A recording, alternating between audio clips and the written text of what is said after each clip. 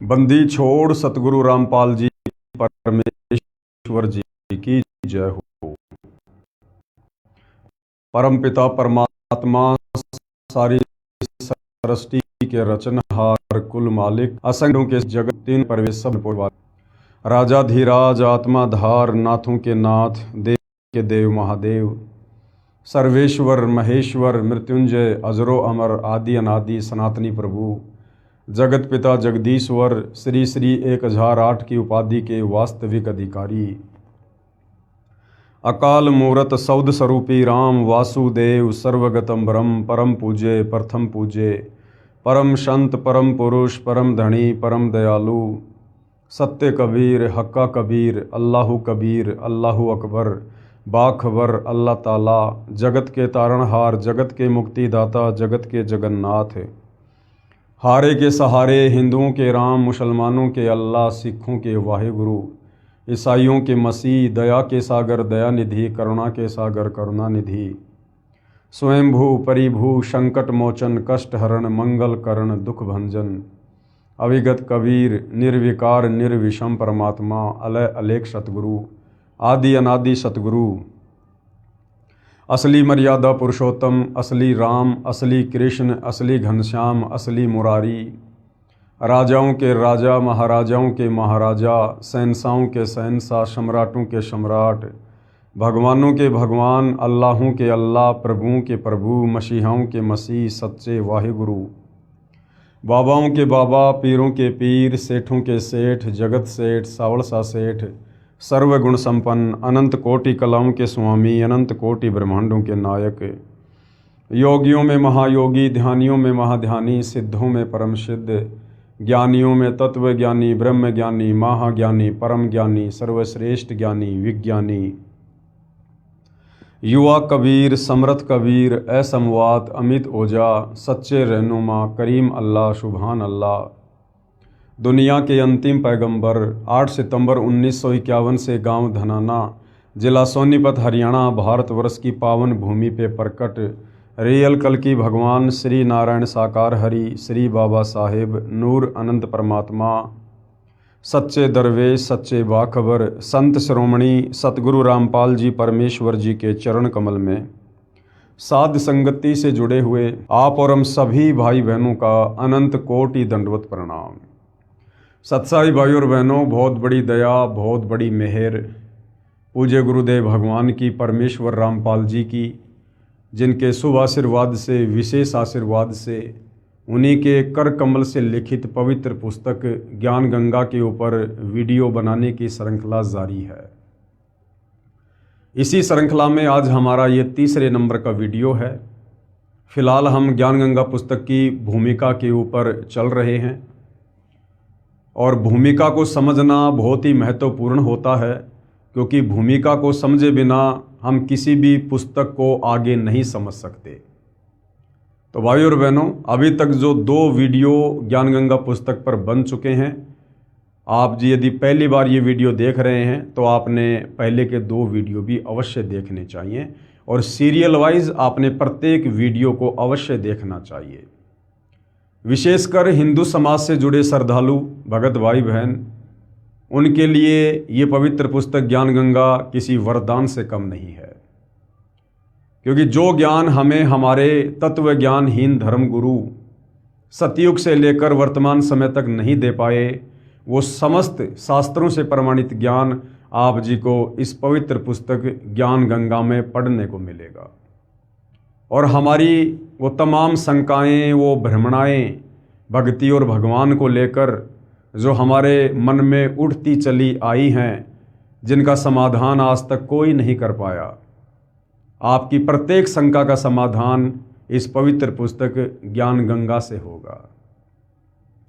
भाई और बहनों, मुझे ये कहने में कोई अतिशयोक्ति नहीं है कि इस पवित्र पुस्तक ज्ञान गंगा को जिस महापुरुष ने अपने कर कमल से लिखा है, परमेश्वर रामपाल जी ने, इस ज्ञान गंगा पुस्तक को समझने में ब्रह्मा विष्णु महेश और अन्य देवी देवता भी सक्षम नहीं है। क्यों सक्षम नहीं है? क्योंकि जब तक आप सृष्टि रचना से परिचित नहीं होंगे तब तक आप किसी भी धर्म के किसी भी धर्म ग्रंथ को नहीं समझ सकते। आप आत्मज्ञान के विषय में, परमात्म ज्ञान के विषय में, भक्ति या भगवान के विषय में नहीं जान सकते। और सृष्टि रचना को समझने का सौभाग्य ब्रह्मा विष्णु महेश जी को प्राप्त नहीं है, क्योंकि परमपिता परमेश्वर कबीर साहिब की जब जब वे सतलोक से चलकर इस पृथ्वी लोक पर तत्वदर्शी संत के रूप में प्रकट होते हैं, तो ये दया वे केवल मानव शरीर प्राप्त आत्माओं पर ही करते हैं। क्योंकि इस पृथ्वी लोक को मुक्ति खेत भी कहा है, यानी जो इस काल ब्रह्म के 21 ब्रह्मांड हैं, उनमें केवल ये पृथ्वी लोक ही एक ऐसी जगह है जहाँ पर मनुष्य जन्म प्राप्त करके हम पूर्ण तत्वदर्शी संत की शरण में आकर मुक्ति प्राप्त कर सकते हैं। तो मोक्ष प्राप्ति का जो परम सौभाग्य वर्तमान में आप और हम मानव शरीरधारी आत्माओं को, स्त्री पुरुषों को है, ये सौभाग्य ब्रह्मा विष्णु महेश को भी नहीं है। तो जो कंप्लीट ज्ञान ये परमपिता परमेश्वर कबीर साहिब सतगुरु रूप में इस पृथ्वी पर आकर आप और हम मानव शरीरधारी आत्माओं को देते हैं, ये कंप्लीट ज्ञान ब्रह्मा विष्णु महेश को भी नहीं बताया जाता है। इसलिए भाइयों और बहनों, आप इस पुस्तक को कोई सामान्य पुस्तक ना समझें और ना ही पुस्तक के लेखक को कोई सामान्य संत या व्यक्ति समझें। जब तक सतगुरु रामपाल जी परमेश्वर आप जी की बुद्धि ऑन नहीं करेंगे, आप जी इस पवित्र पुस्तक ज्ञान गंगा में लिखे लेख को नहीं समझ सकते। आप चाहे कितने विद्वान हैं, कितने संस्कृत के प्रकांड ज्ञाता हैं, कितने बड़े अधिकारी हैं, आप कुछ भी हैं, जब तक गुरुदेव भगवान रजा नहीं बख्शेंगे तब तक आप इस पवित्र पुस्तक के प्रमाणित लेख को नहीं समझ सकते। इसलिए आप जी जब भी इस पवित्र पुस्तक ज्ञान गंगा को पढ़ें या जो वीडियो वर्तमान में बन रहे हैं आप ये वीडियो देखें, तो सर्वप्रथम पूज्य गुरुदेव भगवान को प्रार्थना करें, उनसे अर्ज करें, विनती करें कि हे पूज्य गुरुदेव भगवान, हम नादान प्राणी हैं, 2 कोटि के जीव हैं, हमारी कोई औकात नहीं है। परमेश्वर, जब तक आप हमें इस पवित्र पुस्तक के लेख को समझने की शक्ति नहीं देंगे परमेश्वर, तब तक हम आध्यात्मिक ज्ञान से दूर ही रहेंगे। तो परमेश्वर जब साधक के आधीन भाव को देखता है, श्रद्धा भाव को देखता है, तो अवश्य दया भी करता है। तो भाइयों और बहनों, आज इस पवित्र पुस्तक ज्ञान गंगा की भूमिका का तीसरा वीडियो है और इसमें पूज्य गुरुदेव भगवान ने क्या कुछ लिखा है, क्या कुछ कहा है, हमें समझाने का जो है ये सराहनीय प्रयास किया है। अब हम इसमें आगे बढ़ेंगे। सत्य पुरुष का वर्तमान अवतार, इसके ऊपर हम कल वीडियो बना चुके थे। आज हम आगे बढ़ेंगे।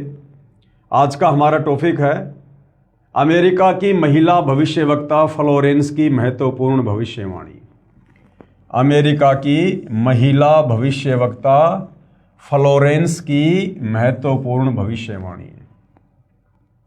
परम पूज्य परमेश्वर सतगुरु रामपाल जी को लेकर सदियों पहले बहुत सारे भविष्यवक्ताओं ने, जैसे अमेरिका के न्यू जर्सी शहर की रहने वाली फ्लोरेंस, फ्रांस देश के नास्ट्रेडमस, बाबा वेंगा और भी बहुत सारे जाने माने भविष्यवक्ताओं ने भविष्यवाणियाँ की हैं। और उनकी भविष्यवाणियाँ जिस महापुरुष के ऊपर की गई हैं वो केवल सतगुरु रामपाल जी परमेश्वर जी के ऊपर ही खरी उतरती हैं। तो क्या कुछ फ्लोरेंस ने वर्तमान समय को लेकर सटीक भविष्यवाणियाँ की हैं, आप जियों को दिखाते हैं। अमेरिका की विश्वविख्यात भविष्यवक्ता फ्लोरेंस ने अपनी भविष्यवाणियों में कई बार भारत का जिक्र किया है। द फॉल ऑफ सेसेशनल कल्चर नाम की अपनी पुस्तक में उन्होंने लिखा है कि सन 2000 आते आते प्राकृतिक संतुलन भयावह रूप से बिगड़ेगा। लोगों में आक्रोश की प्रबल भावना होगी, दुराचार पराकाष्ठा पर होगा। पश्चिमी देशों के विलासितापूर्ण जीवन जीने वालों में निराशा, बेचैनी और अशांति होगी। ये पश्चिमी देश कौन है? America, England, Britain, France, Germany, ये हैं पश्चिमी देश। तो क्या कहा था फ्लोरेंस ने कि पश्चिमी देशों के विलासितापूर्ण जीवन जीने वालों में निराशा, बेचैनी और अशांति होगी। क्यों? अध्यात्म की कमी के कारण। क्योंकि ये आत्मा उस समय तक शांत नहीं हो सकती है, इस आत्मा की चाहत, इस आत्मा की जिज्ञासा उस समय तक शांत नहीं हो सकती है जब तक इस आत्मा को अपनी वास्तविक खुराक भक्ति नहीं मिलती है। ये आत्मा युगों युगों से परमात्मा के लिए तड़प रही है। वो आत्माएं चाहे अमेरिका में हो, चाहे हिंदुस्तान में हो, चाहे जापान में हो, हम सब एक ही परमपिता परमेश्वर कबीर साहिब के बच्चे हैं, उन्हीं की आत्मा है। और सृष्टि रचना से आपको पता चलेगा कि जब से हम इस काल ब्रह्म के चक्कर में, इस 21 ब्रह्मांड में अपने परमपिता परमेश्वर कबीर साहिब को और अपने निज घर सतलोक को छोड़कर आए हैं, तब से हमें यहाँ पर सुख नाम की कोई वस्तु प्राप्त नहीं हो रही है। और जब से ये आत्मा सतलोक से आई है तब तक ये उन सुखों की चाहत में भटक रही है। और काल ने हम आत्माओं को अलग अलग देशों में बांट दिया, अलग अलग जातियों में और प्रजातियों में बांट दिया, धर्मों में बांट दिया, ताकि जब कभी वो परमपिता परमात्मा कबीर साहिब आप और हम आत्माओं पर दया करके इस काल के लोक में तत्वदर्शी संत की भूमिका करने के लिए आए, हमें सृष्टि रचना के माध्यम से सतलोक की जानकारी देने आए, हमें वापस सतलोक ले चलने के लिए आए, तो उस समय हम उस तत्वदर्शी संत के संपर्क में ना आ जाएं। इसलिए इस काल ने भिन्न भिन्न भाषाएं बनवा दी ताकि उस तत्वदर्शी संत की भाषा से अपरिचित होने के कारण ये आत्मा तत्व ज्ञान से दूर रहे। यानी बहुत सारी बेड़ियां आप और हम आत्माओं के पैरों में इस काल बली ने डाल रखी हैं। इसलिए इसने अलग अलग देश बना दिए, हमें अलग अलग टुकड़ों में विभाजित कर दिया, जातियों में, धर्मों में, संप्रदायों में, समुदायों में हमारे को इसने बांट दिया है। तो जो पश्चिमी देश में रहने वाले लोग हैं, जहाँ पर विज्ञान का बोलबाला है, जहाँ पर विज्ञान की चक्काचौंध है, लोग विलासितापूर्ण जीवन जीते हैं, वो विलासितापूर्ण जीवन जीने के बाद भी लोग अशांत हैं, बेचैन हैं अध्यात्म की कमी के कारण। अब परमपिता परमात्मा कबीर साहिब भारत की पवित्र भूमि पर प्रकट हैं, और यदि उन आत्माओं तक ये जानकारी पहुंच जाती है, अब ये उनके संस्कार पर, उनके भाग के ऊपर निर्भर है, क्योंकि सकल पदार्थ है जगमाही, भाग बिना नर पावत नाही। अगर उन आत्माओं तक ये जानकारी पहुंच जाती है और किसी भी प्रकार से यदि वो आत्माएं परम संत सतगुरु रामपाल जी के संपर्क में आ जाती हैं, उपदेश प्राप्त कर लेती हैं, तब कहीं जाकर उन आत्माओं की वो बेचैनी और वो जिज्ञासा, वो अशांति शांत हो सकती है, अन्यथा दूसरा कोई तरीका नहीं है। पश्चिमी देशों के विलासितापूर्ण जीवन जीने वालों में निराशा, बेचैनी और अशांति होगी, जो वर्तमान में हम देख भी रहे हैं। अतृप्त अभिलाषाएं, यानी कितना ही विज्ञान के माध्यम से आविष्कार कर लो, फिर भी उनकी अभिलाषाएं शांत नहीं हो सकती। पहले साइकिल बनाई, फिर आगे बढ़े मोटरसाइकिल बनाई, उससे भी शांति नहीं मिली। फिर चौपहिया वाहन बनाया, उससे भी शांति नहीं मिली। फिर एरोप्लेन बनाई, उससे भी शांति नहीं मिली। उसके बाद मंगल ग्रह पे जाने की योजना बना रहे हैं, चांद पर इंसान पहुंच चुका है। अर्थात जब तक हम सतलोक नहीं चले जाएंगे तब तक इस काल के 21 ब्रह्मांड में हमारी अभिलाषाएं इसी प्रकार से उबाल खाती रहेंगी। अतृप्त अभिलाषाएं और जोर पकड़ेंगी, जिससे उनमें आपसी कटुता बढ़ेगी, यानी उनका भाईचारा बिगड़ेगा। चारों ओर हिंसा और बर्बरता का वातावरण होगा। ऐसा वातावरण होगा कि चारों ओर हाहाकार मच जाएगा। और वर्तमान में हम देख रहे हैं भाई और बहनों, किस प्रकार से यूक्रेन और रसिया के बीच में युद्ध छिड़ा हुआ है, किस प्रकार से ईरान और इजराइल के बीच में, ईरान और अमेरिका के बीच में, पाकिस्तान और अफ़गानिस्तान के बीच में। और वर्तमान में हम युग परिवर्तन के दौर में जी रहे हैं, और युग परिवर्तन अटल सत्य है, क्योंकि इसी पवित्र पुस्तक में कबीर परमेश्वर सतगुरु रामपाल जी ने अपने कर कमल से लिखा हुआ है कि युग परिवर्तन का निर्धारित समय सन 1905 से लेकर 2028 तक है। तो हम युग परिवर्तन की दहलीज पर हैं, और जब जब युग परिवर्तन होता है भयंकर जनहानि होती है, त्राहिमाम त्राहिमाम होता है। मुश्किल से 1.5 वर्ष का समय है, क्योंकि हम वर्तमान में मई 2026 में जी रहे हैं और 2028 युग परिवर्तन का अंतिम दौर है।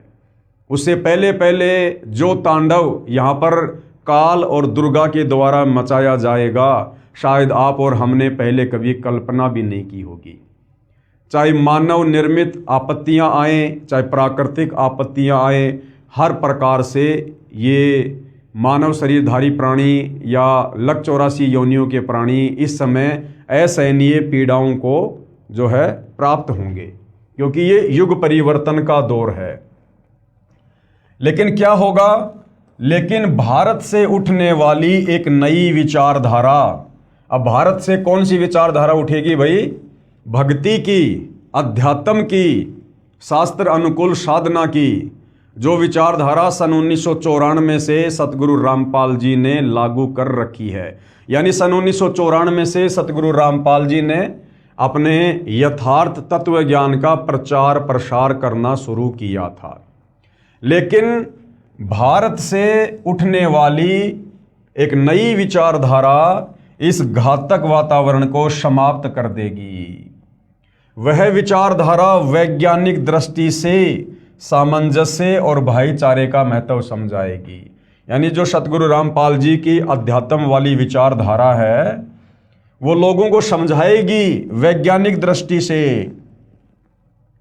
कि भाई विज्ञान और धर्म में आपस में विरोधाभास नहीं है, विज्ञान और धर्म की कोई टक्कर, कोई मुकाबला नहीं है। अध्यात्म ज्ञान के अभाव में लोग समझ नहीं पा रहे हैं और लोग सोचते हैं कि जो लोग धार्मिक होते हैं वो लोग मूर्ख होते हैं, पागल होते हैं, उन्हें जीवन जीने का नहीं पता होता है। ये विज्ञान को फॉलो करने वाले लोगों का मत होता है। लेकिन असल में विज्ञान का और धर्म का कोई टकराव नहीं होता है, अपितु विज्ञान तो धर्म के आगे ऊंट के मुंह में जीरे के बराबर भी नहीं है, जीरे के बराबर भी। तो सतगुरु रामपाल जी परमेश्वर जी ने हमें यही समझाया है, यही बताया है कि विज्ञान तो इस अध्यात्म को समझने के लिए परमपिता परमेश्वर जी ने दी है। ये विज्ञान अध्यात्म को समझने में सहायक है। विज्ञान से हम धर्म को समझेंगे तो विज्ञान और धर्म का आपस में कोई टकराव किसी भी प्रकार का नहीं है। वह विचारधारा वैज्ञानिक दृष्टि से सामंजस्य और भाईचारे का महत्व समझाएगी। वह यह भी समझाएगी कि धर्म और विज्ञान में आपस में विरोध नहीं है। आध्यात्मिकता की उच्चता और भौतिकता का खोखलापन सबके सामने उजागर करेगी। आध्यात्मिकता की उच्चता यानी भक्ति की शक्ति और भौतिकता का खोखलापन सबके सामने उजागर करेगी। यानी आने वाले समय में जो लोग भगत होंगे, जो भक्ति करेंगे, और भक्ति कौन सी? शास्त्र अनुकूल भक्ति। और शास्त्र अनुकूल भक्ति पूरे विश्व में जगत गुरु तत्वदर्शी सतगुरु रामपाल जी के पास है और कहीं नहीं है। तो आने वाले समय में जो लोग भक्ति करेंगे, नेक नीति से जीवन जिएंगे, सतगुरु की शरण में रहकर मर्यादा में भक्ति करेंगे, वो निरंतर ऊपर की ओर ही उठते चले जाएंगे। वो हर प्रकार की समस्याओं से, पीड़ाओं से, रोग से, कष्टों से, तीन ताप के दुख से दूर होंगे। और जो लोग विज्ञान को ही सब कुछ मानकर विलासितापूर्ण जीवन जी रहे हैं, उन लोगों के जीवन में आने वाले समय में कष्ट ही कष्ट होंगे। आध्यात्मिकता की उच्चता और भौतिकता का खोखलापन सबके सामने उजागर करेगी। मध्यम वर्ग उस विचारधारा से बहुत अधिक प्रभावित होगा। मध्यम वर्ग कौन है? आप और हमारे जैसे लोग जो ना गरीब हैं ना अमीर हैं, जो ना गरीब हैं ना अमीर हैं, अपना नेक नीति ईमानदारी से मेहनत मजदूरी करके, कोई अपने खेतों में काम करके, छोटा मोटा व्यवसाय करके जो अपना और अपने परिवार का पालन पोषण कर रहा है, उनको कहते हैं मध्यम वर्ग के लोग। तो सबसे पहले आप देख रहे होंगे सतगुरु रामपाल जी की शरण में मध्यम वर्ग के लोग ही आए हैं। मध्यम वर्ग उस विचारधारा से बहुत अधिक प्रभावित होगा। यह वर्ग समाज के सभी वर्गों को अच्छे समाज के निर्माण के लिए उत्प्रेरित करेगा। जिस प्रकार मध्यम वर्ग से आने वाले सतगुरु रामपाल जी के फॉलोअर आज ज्ञान गंगा पुस्तक को हाथ में लेकर सभी लोगों को ज्ञान समझाने की दिशा में आगे बढ़ रहे हैं। एक अच्छे और स्वच्छ समाज का निर्माण करने के लिए बीड़ा उठा रखा है ज्ञान आधार से।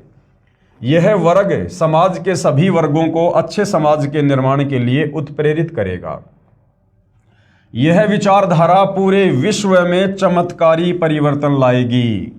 यही सतगुरु रामपाल जी का ज्ञान, सतगुरु रामपाल जी के द्वारा दी गई शास्त्र अनुकूल सत भक्ति पूरे विश्व को बदल के रख देगी आने वाले समय में।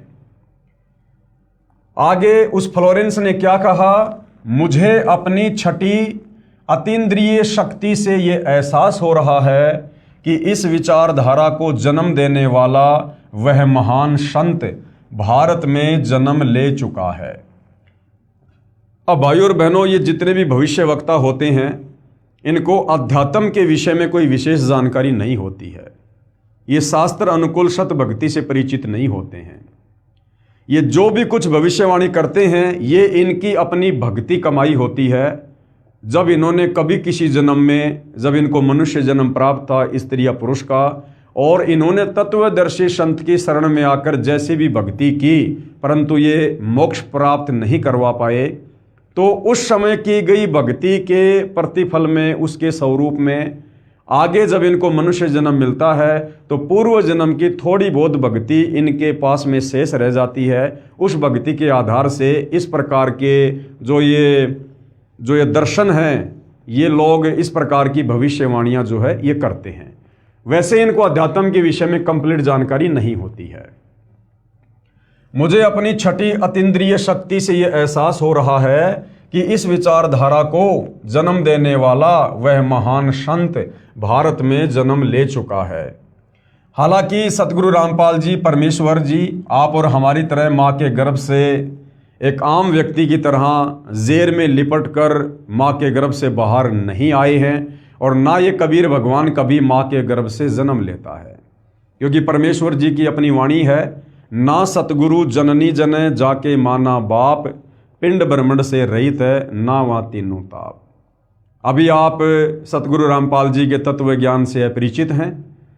अभी आप पहले उनके ज्ञान को थोड़ा अच्छे से समझिएगा, सत्संग सुनिएगा, फिर जब आप उनके शरण में आकर भक्ति शुरू करेंगे, परमेश्वर आपका ज्ञान योग खोलेंगे, फिर आपको ये सारी बातें समझ में आएंगी कि क्यों तत्वदर्शी संत कभी माँ के गर्भ से जन्म नहीं लेता है।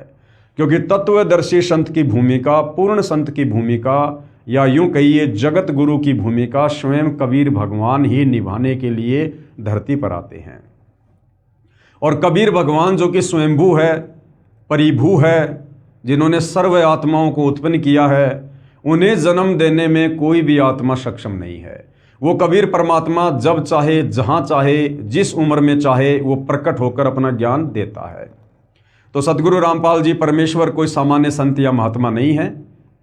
अगर हम इनको जगत गुरु कहते हैं, तत्वदर्शी संत कहते हैं, तो जगत गुरु और तत्वदर्शी संत ये दोनों भूमिका कबीर परमेश्वर जी के अलावा सृष्टि में कोई अन्य नहीं कर सकता है।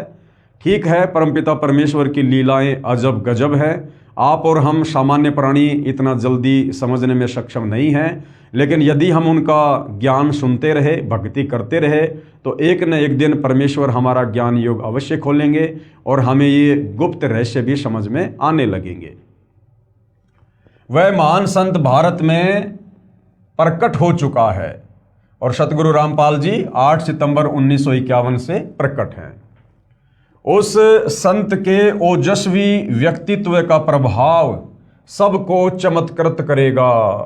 ओजस्वी व्यक्तित्व मतलब जो ज्ञान वो देंगे, जो समाधान वो देश और दुनिया का करेंगे, आने वाले समय में तीसरे विश्व युद्ध को जो रोकेंगे, भारत देश की अन्य देशों के आक्रमण से रक्षा करेंगे, तो इस प्रकार का जो प्रभाव होगा, जो ये चमत्कार होंगे, वो देश और दुनिया को प्रभावित करेंगे। उस संत के ओजस्वी व्यक्तित्व का प्रभाव सबको चमत्कृत करेगा। उसकी विचारधारा अध्यात्म के कम होते जा रहे प्रभाव को फिर से नई स्फूर्ति देगी। चारों ओर आध्यात्मिक वातावरण होगा, यानी घर घर में सतगुरु रामपाल जी की भक्ति होगी, घर घर में सतगुरु रामपाल जी की पूजा होगी। हर व्यक्ति नेक नीति ईमानदारी से अपना जीवन जिएगा, वो स्वयं भी जिएगा और दूसरों को भी जीने देगा। तो एक प्रकार से आध्यात्मिक वातावरण पूरे विश्व में फिर से पनपेगा। संत की विचारधारा से प्रभावित लोग विश्व के कल्याण के लिए पश्चिम की ओर चलेंगे। धीरे धीरे एशिया, यूरोप और अमेरिका पर पूरी तरह छा जाएंगे।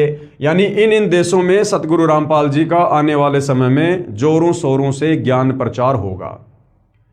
उस संत की विचारधारा से पूरा विश्व प्रभावित होगा और उनके चरण चिन्हों पर चलेगा। यानी जो सतगुरु रामपाल जी की भक्ति मर्यादा हैं, उन मर्यादाओं में रहकर लोग भक्ति करेंगे, अपना जीवन यापन करेंगे।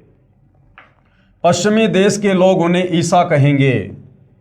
पश्चिमी देश के लोग यानी जो ये ईसाई लोग हैं, जो ईसा मसीह को मानते हैं, जब उन्हें सतगुरु रामपाल जी परमेश्वर जी के विषय में पता चलेगा कि तुम्हारा रियल मसीहा धरती पर 8 सितंबर 1951 को प्रकट हो चुका है सतगुरु रामपाल जी के नाम से, तो जो पश्चिमी देशों के लोग हैं वो सतगुरु रामपाल जी को पहचान कर उन्हें अपना मसीहा कहेंगे। मुसलमान उन्हें एक सच्चा रहनुमा, मुसलमान भाई, जब उन्हें पता चलेगा कि वास्तव में हमारा जो पैगंबर है, जो रसूल है, सतगुरु रामपाल जी हैं, तो मुसलमान धर्म के लोग उन्हें सच्चा रहनुमा कहेंगे, अपना अल्लाह कहेंगे। और एशिया के लोग उन्हें भगवान का अवतार मानेंगे। और जो एशिया है, एशिया जो महाद्वीप है जिसमें बहुत सारे देश आते हैं, ये सभी देश सतगुरु रामपाल जी को भगवान कहेंगे, भगवान का अवतार कहेंगे। यानी भगवान खुद ही धरती पर अवतरित होकर आए हैं।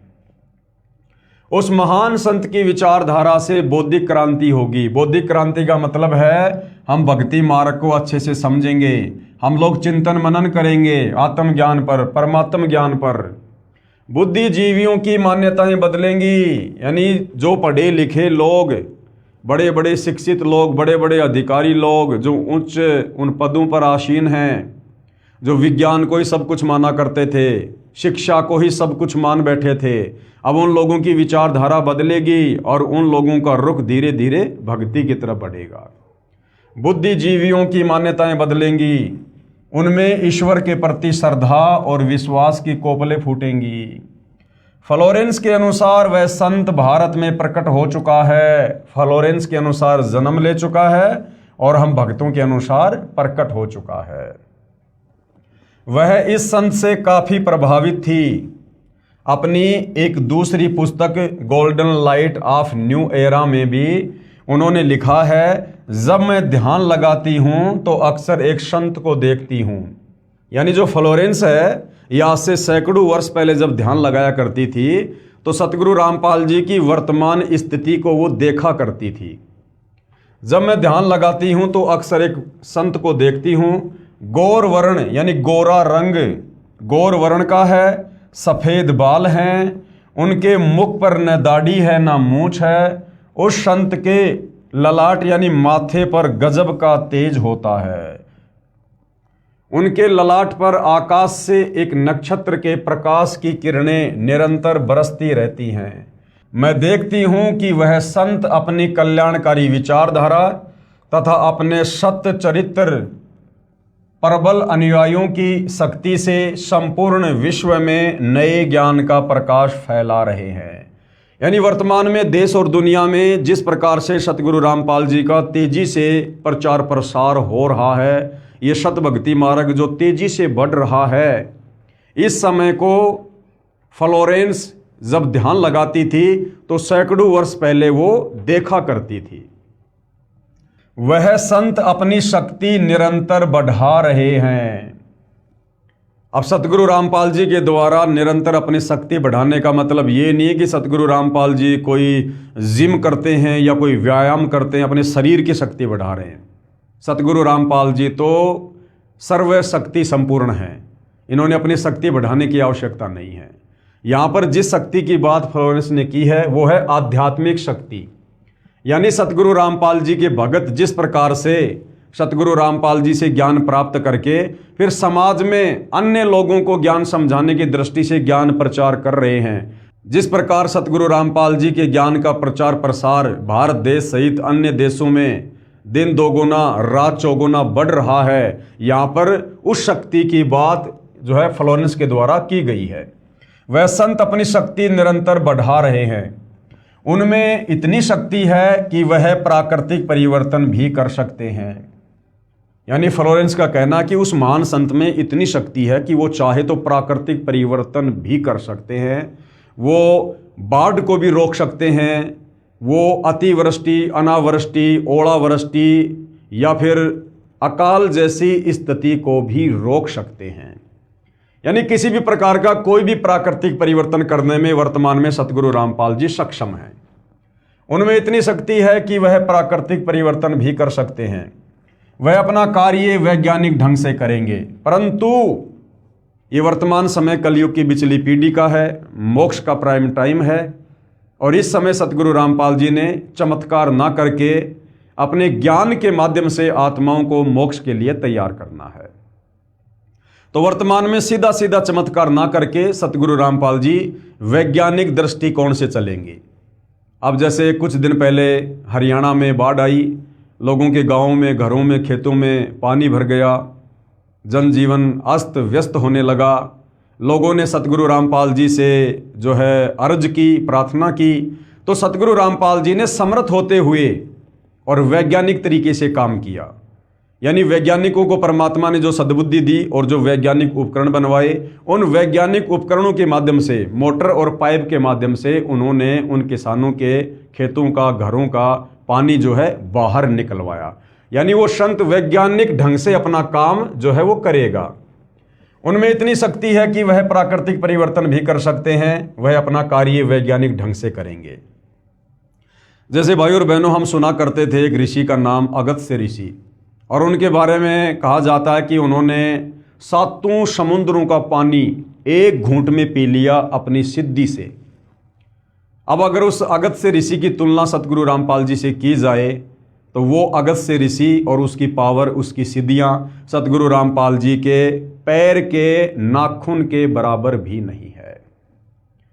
जब वो छोटा सा ऋषि इस प्रकार का चमत्कार कर सकता है, 7 समुद्रों के पानी को मात्र एक घूंट में पी सकता है, तो सतगुरु रामपाल जी के लिए हरियाणा के किसानों का पानी अपनी समर्थता से सुखाने में भला क्या देरी थी।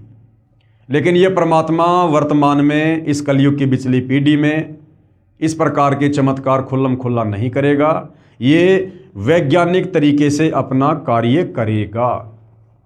उनमें इतनी शक्ति है कि वह प्राकृतिक परिवर्तन भी कर सकते हैं, वह अपना कार्य वैज्ञानिक ढंग से करेंगे। उनकी कृपा और प्रयत्नों से मानवीय सभ्यता में नई जागृति आएगी। यानी जिस प्रकार से वर्तमान में आध्यात्मिकता के अभाव के चलते इंसान के व्यवहार में, इंसान के नेचर में, इंसान के चरित्र में जो गिरावट आ चुकी है, वो धीरे धीरे धीरे धीरे वापस अपनी उसी वास्तविक स्थिति पर आएगी। यानी लोगों में फिर से जागृति आएगी, लोग भक्ति मार्ग पर चलेंगे, सही मायने में लोग एक इंसान बनेंगे। उनकी कृपा और प्रयत्नों से मानवीय सभ्यता में नई जागृति आएगी, विश्व के समस्त जन समूह में नई चेतना का संचार होगा, लोक शक्ति का नया रूप उभर कर सामने आएगा। लोक शक्ति का नया रूप, अब ये लोक शक्ति का नया रूप क्या है? यानी इस विश्व में यदि आने वाले समय में किसी महापुरुष को सबसे ज़्यादा अगर समर्थन मिलेगा जनता का, तो केवल सतगुरु रामपाल जी को मिलेगा। लोक शक्ति का एक नया रूप उभर कर सामने आएगा, जो सत्ताधारियों की मनमानियों पर अंकुश लगा देगा।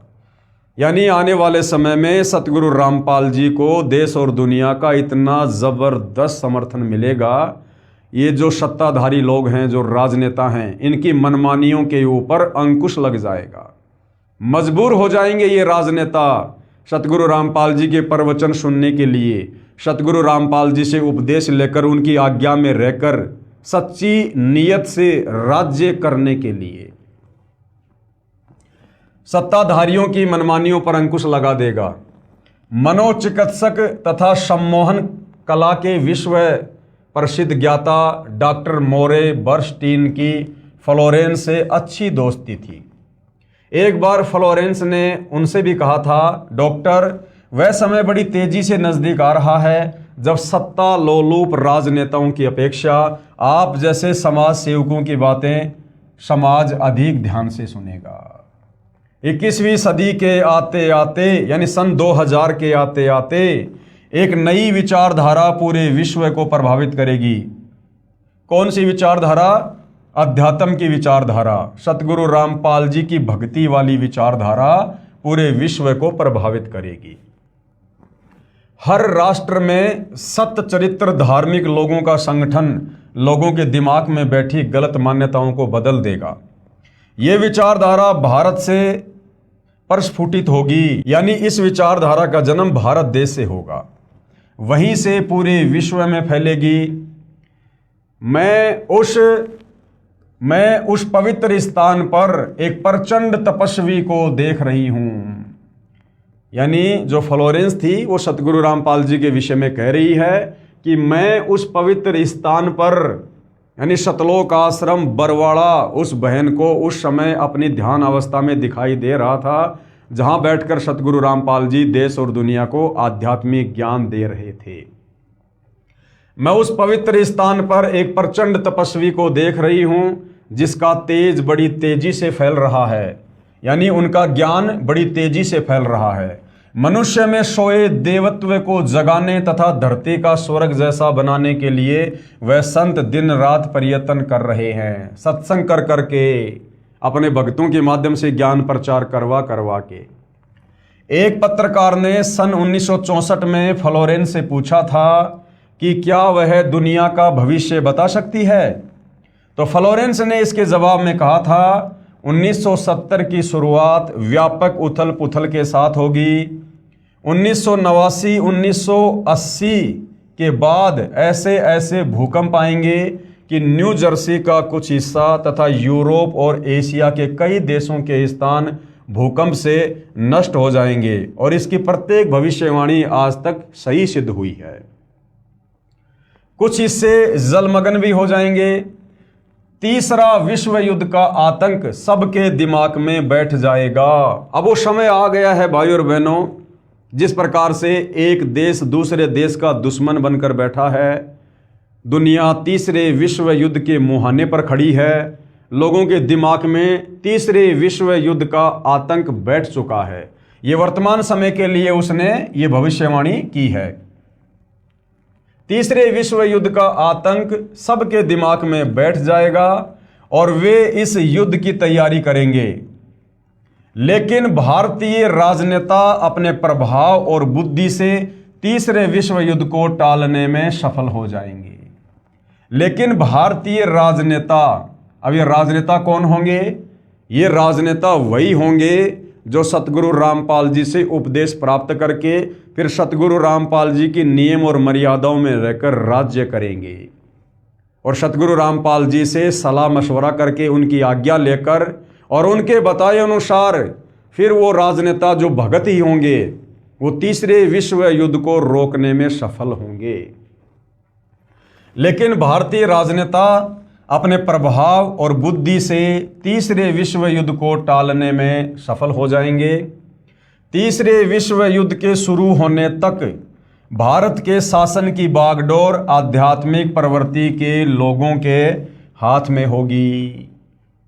तीसरा विश्व युद्ध जो अपने पीक टाइम पर होगा, उस समय जो भारतीय राजनीति में जो राजनेता होंगे, प्रधानमंत्री होगा, मुख्यमंत्री होगा, राष्ट्रपति होगा, ये सब सतगुरु रामपाल जी की शरण में होंगे। तीसरे विश्व युद्ध के शुरू होने तक भारत के शासन की बागडोर आध्यात्मिक प्रवृत्ति के लोगों के हाथ में होगी। इसलिए उनके प्रभाव से विश्व युद्ध टलेगा, उन राजनेताओं के प्रभाव से नहीं टलेगा। वो राजनेता केवल भगत होंगे। सतगुरु रामपाल जी जैसा भी दिशा निर्देश देंगे और सतगुरु रामपाल जी के आशीर्वाद से, उनकी शक्ति से वो विश्व युद्ध जो है वो टलेगा। वे शासक एक महान संत के ओजस्वी तथा क्रांतिकारी विचारधारा से प्रभावित होंगे, यानी वो सतगुरु रामपाल जी से उपदेश प्राप्त कर चुके होंगे। वे उस संत के प्रति उसी तरह समर्पित होंगे जैसे वाशिंगटन स्वतंत्रता एवं मानवता के प्रति समर्पित थे। वो राजनेता जो सतगुरु रामपाल जी से उपदेश प्राप्त करके राजनीति करेंगे धर्म नीति में रहकर, वे उस संत यानी सतगुरु रामपाल जी के प्रति उसी तरह समर्पित होंगे जैसे वाशिंगटन कौन था? अमेरिका का प्रथम राष्ट्रपति। जैसे वाशिंगटन स्वतंत्रता और मानवता के प्रति समर्पित थे। अमेरिका के शहर न्यू जर्सी की रहने वाली फ्लोरेंस सचमुच एक विलक्षण महिला थी। एक बार नेबेल नाम के व्यक्ति ने टीवी कार्यक्रम के दौरान उनसे बोला, आप भारत में जन्म ले चुके संत के बारे में तो अक्सर बताती रहती हैं, मैं अपने बारे में कुछ जानना चाहता हूं, बताइए। तो नेबेल के बारे में फ्लोरेंस ने क्या बताया? फ्लोरेंस ने उसके दाहिने हाथ को थाम लिया और बोली, आप बहुत जल्द किसी दूसरे राज्य से प्रसारण करेंगे। नेबेल एक प्रसारण सेवा के कर्मचारी थे। फ्लोरेंस की इस बात पर वह हंसने लगे। कुछ क्षण बाद बोले, आपने मुझसे ये अच्छा मजाक किया।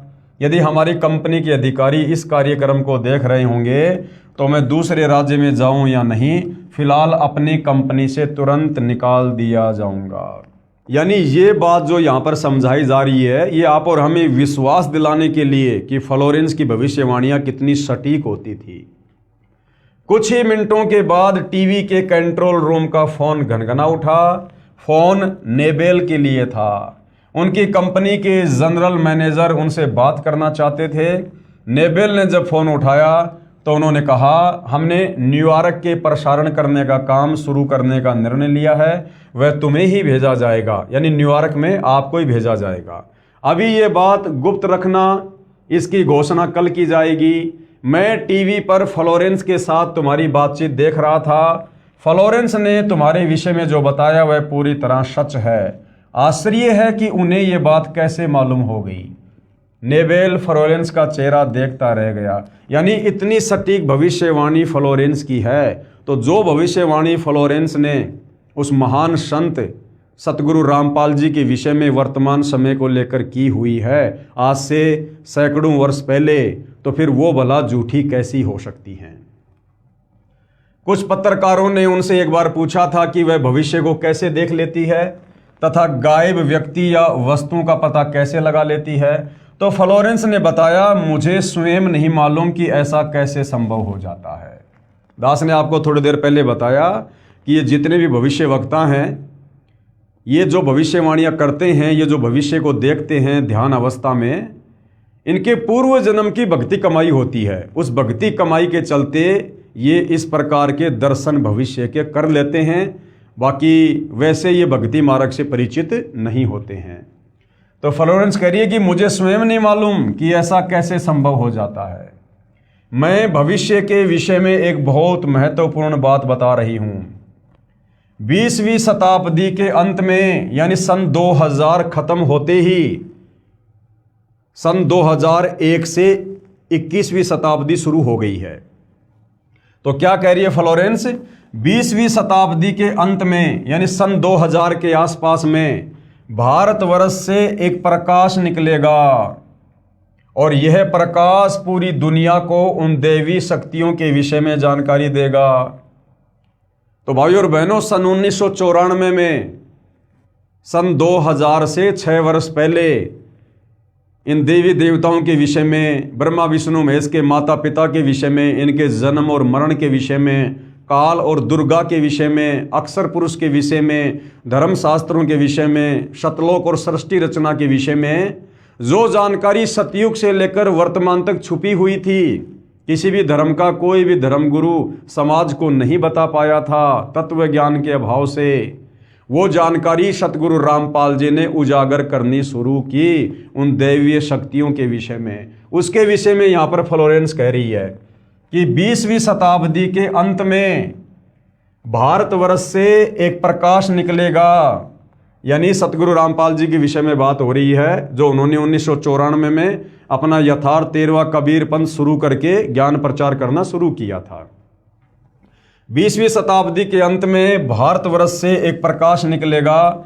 ये प्रकाश पूरी दुनिया को उन दैवीय शक्तियों के विषय में जानकारी देगा जो अब तक हम सभी के लिए रहस्यमय बनी हुई थी।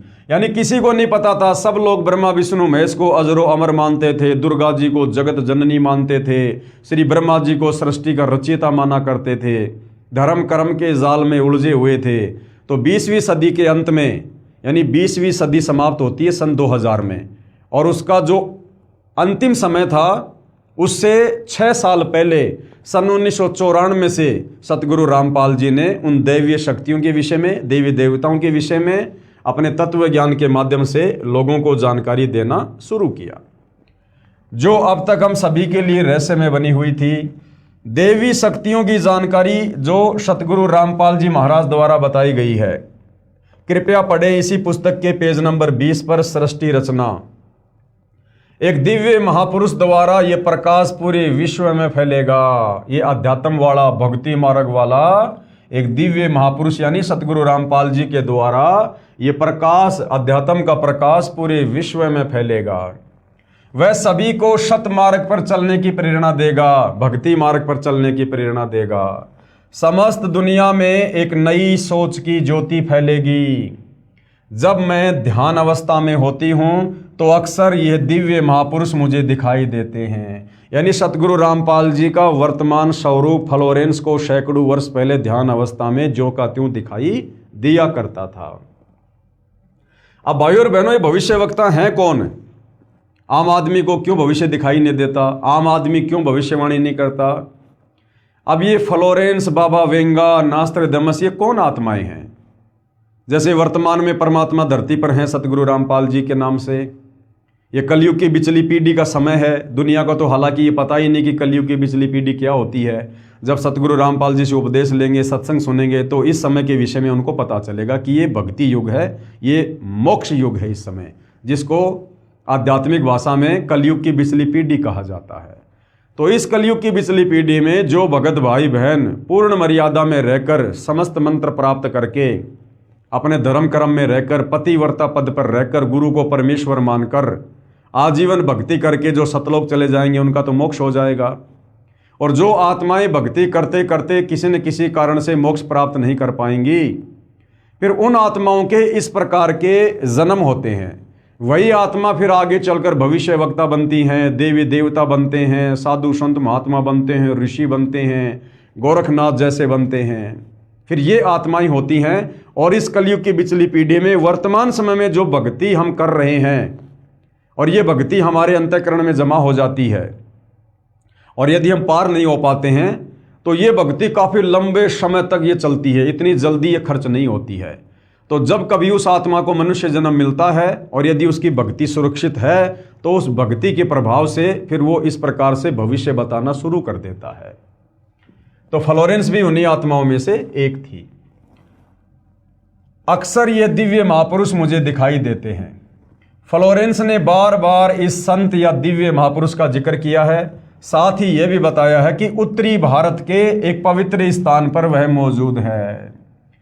जो हरियाणा है वो भारत के मानचित्र में वो एक उत्तरी राज्य है। तो क्या कह रही है कि उत्तरी भारतवर्ष के एक पवित्र स्थान पर वह मौजूद है, यानी सतलोक आश्रम बरवाड़ा, वो जगह उस फ्लोरेंस को उस समय दिखाई दे रही थी। सजनों, उपरोक्त भविष्यवाणी तथा वर्तमानवाणी है जो परम संत रामपाल जी महाराज पर खरी उतरती है, यानी सतगुरु रामपाल जी भगवान पर यह वाणी खरी उतरती है, तथा इसी का समर्थन अन्य भविष्यवाणियां भी करती हैं जो आगे लिखी हैं। वो भी हम देखेंगे इसी पुस्तक में। आगे हम इस पवित्र पुस्तक ज्ञान गंगा में बढ़े।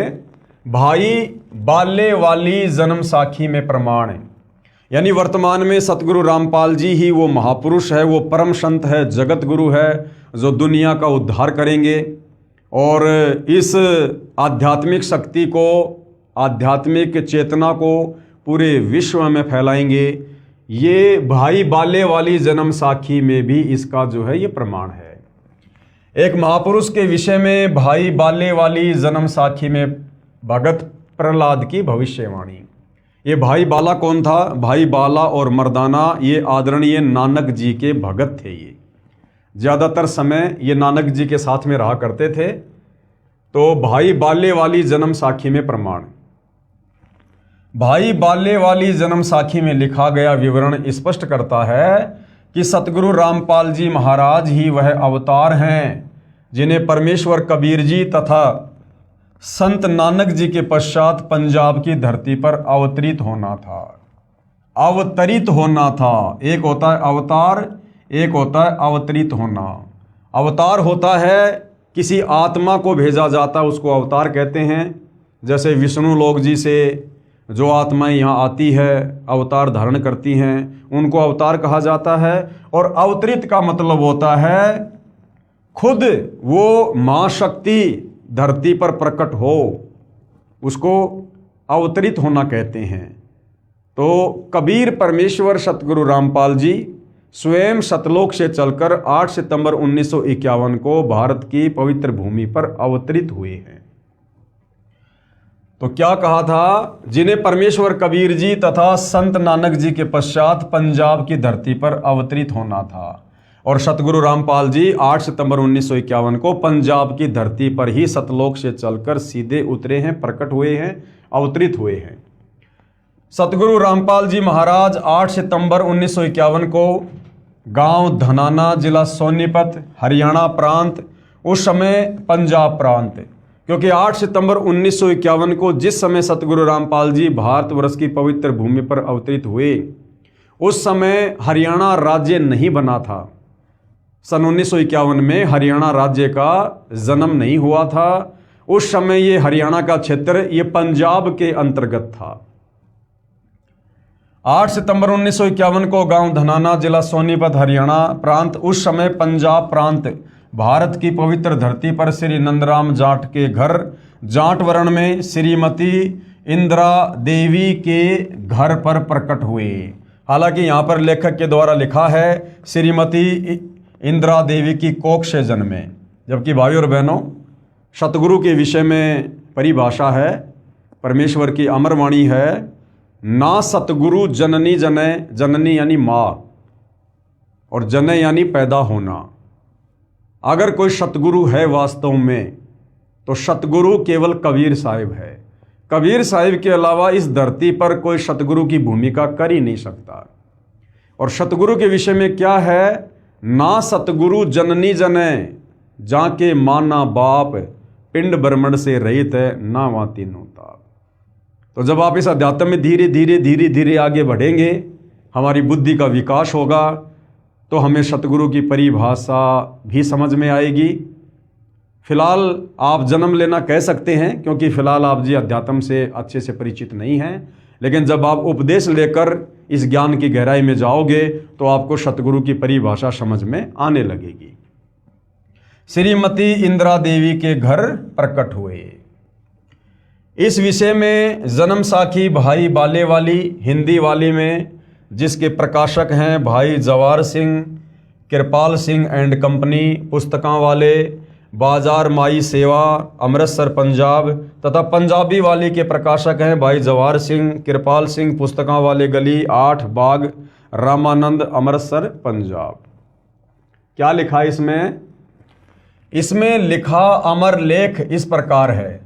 एक समय भाई बाला तथा मर्दाना को साथ लेकर सतगुरु नानक देव जी भगत प्रहलाद जी के लोक में गए, जो पृथ्वी से कई लाख कोस दूर अंतरिक्ष में है।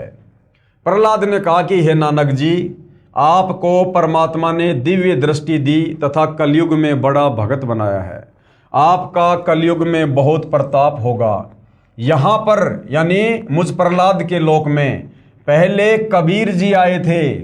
भगत प्रहलाद बता रहा है नानक जी को कि आपसे पहले मेरे लोक में कबीर जी आए थे, या आज आप आए हो, एक और आएगा। सतगुरु रामपाल जी की तरफ संकेत है, एक और आएगा जो आप दोनों जैसा ही महापुरुष होगा।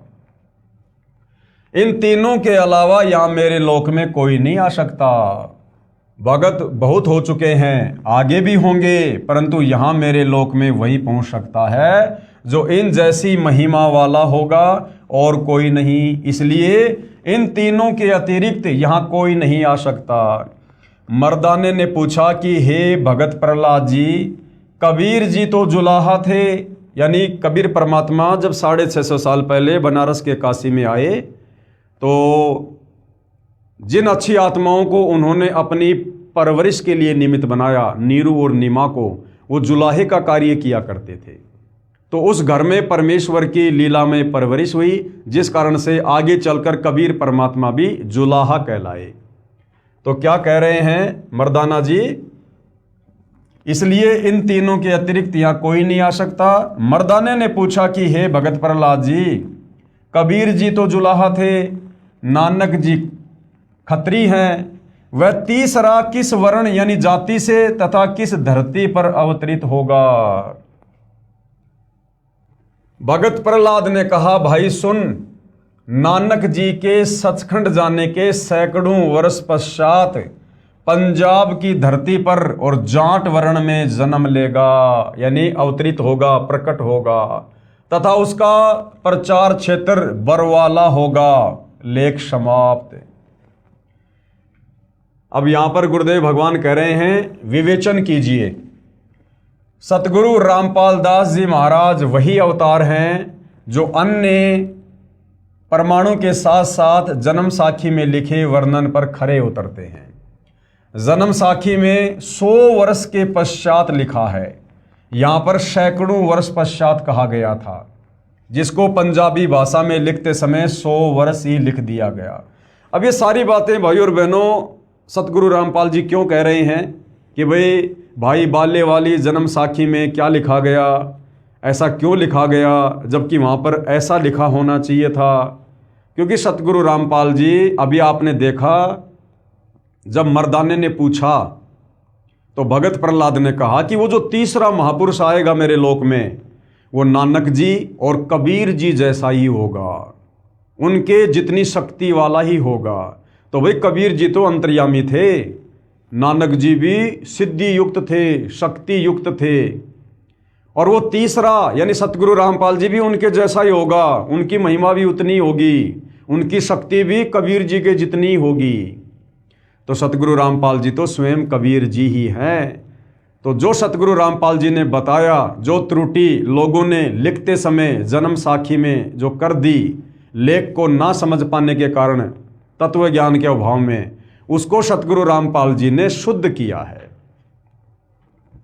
यहां पर सैकड़ों वर्ष पश्चात कहा गया था, जिसको पंजाबी भाषा में लिखते समय 100 वर्ष ही लिख दिया, क्योंकि मर्दाना ने पूछा था कि वह कौन से युग में नजदीक ही आएगा। तब भगत प्रहलाद ने कहा कि श्री नानक जी के सैकड़ों वर्ष पश्चात कलयुग में ही वह संत जाट वर्ण में जन्म लेगा। इसलिए यहाँ 100 वर्ष के स्थान पर सैकड़ों वर्षों ही न्यायोचित है, तथा प्रचार क्षेत्र बरवाला के स्थान पर बटाला लिखा गया। इसके 2 कारण हो सकते हैं कि शहर बरवाला जिला हिसार हरियाणा उस समय पंजाब प्रांत में सुप्रसिद्ध नहीं था, तथा बटाला शहर पंजाब प्रांत में प्रसिद्ध था। लेखनकर्ता ने इस कारण से बरवाला के स्थान पर बटाला लिख दिया। दूसरा, प्रिंट करते समय बरवाले की जगह बटाले प्रिंट हो गया है। एक और विशेष विचारणीय पहलू है कि पंजाब के बटाला शहर में कोई भी जाट संत नहीं हुआ। अगर भगत प्रहलाद की इस बात को माने, जब मर्दाना ने पूछा कि वो कौन होगा, कहाँ आएगा, किस जाति में होगा, तो प्रहलाद जी ने कहा कि वो पंजाब की धरती पर होगा, जाट वर्ण में होगा, और उसका जो प्रचार प्रसार क्षेत्र होगा वो बटाला होगा। मान लो हम बटाला लेकर चलते हैं, तो भाई बटाला शहर में, पंजाब के बटाला शहर में तो आज तक कोई जाट संत हुआ ही नहीं है। तो यहाँ पर जो बटाला है, यहाँ पर बरवाला बोला गया था, जो लेखनकर्ता ने अपनी अज्ञानता कह लीजिए, क्योंकि उस समय बरवाला शहर इतना ज़्यादा सुप्रसिद्ध नहीं था, इसलिए उसने बटाला लिख दिया, लेकिन असल में ये क्या है, बरवाला। एक और विचारणीय पहलू है कि पंजाब के बटाला शहर में कोई भी जाट संत नहीं हुआ है जो इन महापुरुषों परमेश्वर कबीर देव जी व श्री नानक देव जी के समान महिमावान तथा इनके समान ज्ञानवान हुआ हो। इस आधार से तथा अन्य परमाणु के आधार से तथा इस जन्म साखी के आधार से स्पष्ट है कि वह तीसरे महापुरुष सतगुरु रामपाल जी महाराज हैं। कौन है वह तीसरा महापुरुष? परम संत सतगुरु रामपाल जी। अब देखो भाई और बहनों, बहुत सारी बातें हैं। आज हमें पता चल गया कि सतगुरु रामपाल जी स्वयं कबीर परमात्मा हैं, जानी जान है, अंतर्यामी है, सर्व ब्रह्मांडों के रचयिता हैं। और भगत प्रहलाद ने सतगुरु रामपाल जी की जो तुलना है वो नानक जी और जो है कबीर जी से की है कि वो जो तीसरा संत होगा वो भी इन दोनों के जैसा महिमावान होगा, शक्ति संपन्न होगा। अब भाइयों और बहनों, ये अध्यात्म है, भक्ति मार्ग है, ये धीरे धीरे समझ में आएगा। कबीर परमात्मा के बराबर और दूसरा कोई सृष्टि में नहीं हो सकता। तो नानक जी की जो भूमिका थी वो भी कबीर परमात्मा ने ही निभाई थी। नानक जी कबीर जी के समकालीन थे। नानक जी ने बनारस के काशी में जाकर कबीर जी को अपना गुरु धारण किया था। जब कबीर परमात्मा बेई नदी पर आदरणीय नानक जी को मिले, उस समय तक नानक जी श्री ब्रह्मा, श्री विष्णु आदि की भक्ति किया करते थे, गीता जी का पाठ किया करते थे। एक समय नानक जी बेई नदी पर स्नान करने गए। वहाँ पर जिंदा बाबा के रूप में कबीर परमात्मा जी उनको मिले और नानक जी को ज्ञान समझाया। नानक जी ने सतलोक देखने की, सचखंड देखने की इच्छा व्यक्त की। तो परमात्मा जी ने नानक जी को उनके शरीर से उनकी आत्मा को निकालकर उनको सचखंड लेकर गए और 3 दिन तक नानक जी को सतलोक घुमाया, दिखाया, नीचे ब्रह्मा विष्णु महेश के लोक दिखाए, पूरी सृष्टि की जानकारी उनको समझाई। उसके बाद कबीर परमेश्वर जी ने नानक जी की आत्मा को नानक जी के शरीर में नहीं डाला, धरती पर नहीं भेजा। ये सूक्ष्म ज्ञान है। कबीर परमात्मा ने नानक जी की आत्मा को मिनी सतलोक में बैठा दिया और स्वयं नानक जी का रूप धारण किया। ये परमात्मा किसी और का शरीर काम में नहीं लेता है, किसी और का चोला काम में नहीं लेता है। नानक जी के वास्तविक शरीर को परमेश्वर जी ने नष्ट कर दिया। ये तो सेकंडों का काम है, परमेश्वर का क्षण भर का काम है। और वैसी as it is same to same Nanak ji की देह बनाई और परमेश्वर जी ने फिर उस देह में आगे चलकर ये सारे के सारे चमत्कार किए। देश और दुनिया को लग रहा था कि नानक जी ने चमत्कार किए, नानक जी ने इतनी सारी ये सिद्धियां दिखाई, जबकि भाइयों और बहनों, बेई नदी से सचखंड जाने के बाद नानक जी का किसी प्रकार का कोई रोल नहीं रहता है। उसके बाद सारा का सारा खेल कबीर परमात्मा जी अपने हाथ में ले लेते हैं। महिमा श्री नानक जी की बनती चली गई और कार्य, चमत्कार, सिद्धियां सब कुछ कबीर परमात्मा जी ने दिखाई। तो कबीर परमात्मा जी कहो चाहे सतगुरु रामपाल जी कहो, इन्होंने ही बाला और मर्दाना को नानक जी के रूप में भगत प्रहलाद के लोक के दर्शन करवाए। वह तीसरे महापुरुष सतगुरु रामपाल जी महाराज हैं। क्योंकि भाइयों और बहनों, कबीर परमात्मा के समकालीन कोई नहीं है, उनके बराबर कोई नहीं हो सकता, उनके जैसा भी कोई नहीं हो सकता। तो मर्दाना जी यहाँ पर कह रहे हैं कि नानक जी और कबीर जी के बराबर होगा वो तीसरा संत जो पंजाब की धरती पर होगा, जाट जाति में होगा। अर्थात ये सारे के सारे खेल, चाहे काशी के बनारस में जुलाही की भूमिका करना हो, ये कबीर परमात्मा जी ने की। नानक जी के रूप में बहुत सारे चमत्कार करना हो, ये भी कबीर परमात्मा जी ने किया। और आज धरती पर पुनः 8 सितंबर 1951 को वही कबीर परमात्मा सतगुरु रामपाल जी के नाम से धरती पर अवतरित हैं। तो वह तीसरे महापुरुष सतगुरु रामपाल जी महाराज हैं तथा इनका आध्यात्मिक ज्ञान भी इन दोनों महापुरुषों परमेश्वर कबीर जी तथा श्री नानक देव जी से मेल खाता है।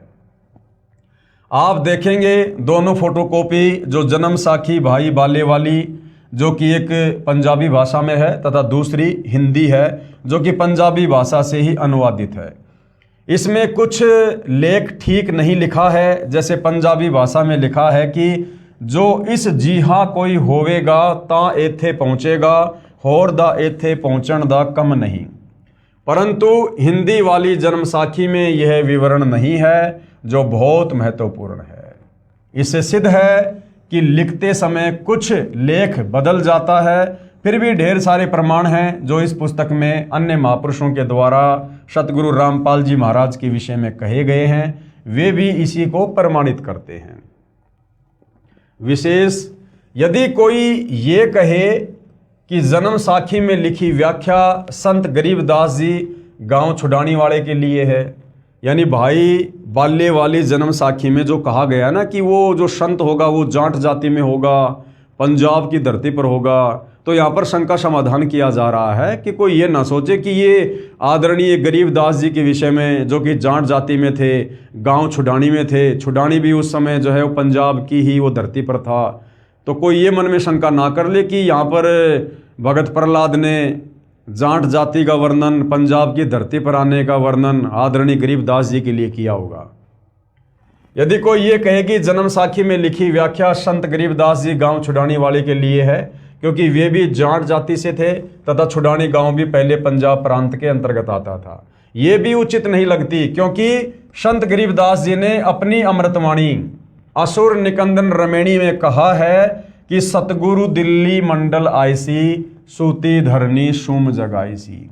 आदरणीय गरीबदास जी ने तो खुद ही क्लियर कर दिया कि भैया वो संत मैं नहीं हूं जिसके विषय में भगत प्रहलाद ने मर्दाने को बताया था, क्योंकि आदरणीय गरीबदास जी को कबीर परमात्मा जिंदा महात्मा के रूप में मिले थे और उसके बाद उनको शतलोक दिखाया, उनका ज्ञान योग खोला, तो आदरणीय गरीबदास जी ने 5वें वेद सूक्ष्म वेद की रचना की, जिसको सदग्रंथ साहिब कहते हैं, जिस सदग्रंथ साहिब का सभी सतलोक आश्रमों में 3 दिन का पाठ होता है।